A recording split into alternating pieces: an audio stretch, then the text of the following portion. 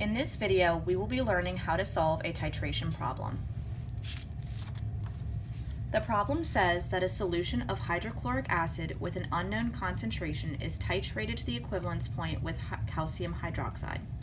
Using the given volume and concentration of the calcium hydroxide and the given volume of hydrochloric acid, we will then find the concentration of hydrochloric acid in the original solution.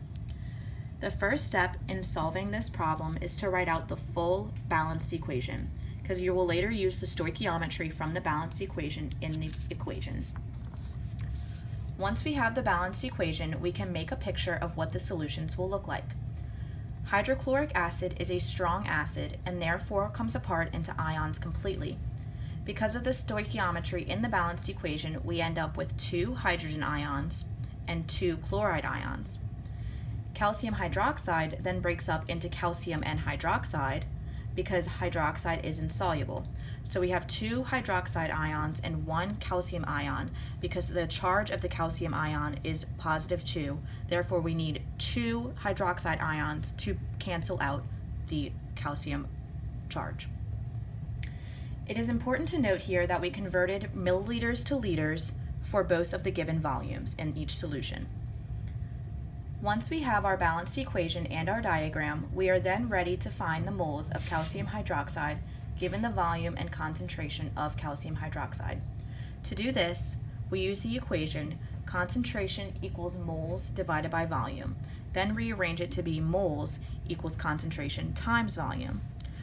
So we start by getting the volume and the concentration of the calcium hydroxide from the given equation and multiply them together to get the moles of the calcium hydroxide.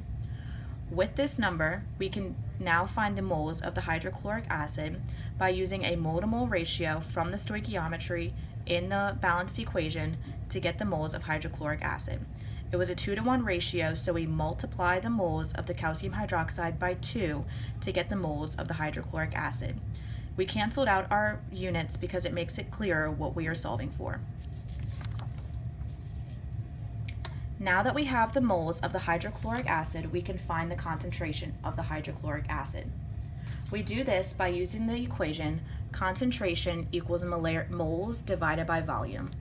So we use the moles of the hydrochloric acid that we got from the previous equation, that we got the moles of hydrochloric acid from the moles of calcium hydroxide, and divided it by the given volume of the hydrochloric acid solution to get the concentration of hydrochloric acid. Some common mistakes to be aware of are always to remember to convert the volumes from milliliters to liters as we did in this problem. We were given the 75 milliliters of hydrochloric acid and the 27.3 milliliters of calcium hydroxide, which we then multiply by 1,000th to get the liters. Another common mistake is not using units correctly. This can result in an incorrect mole-to-mole ratio.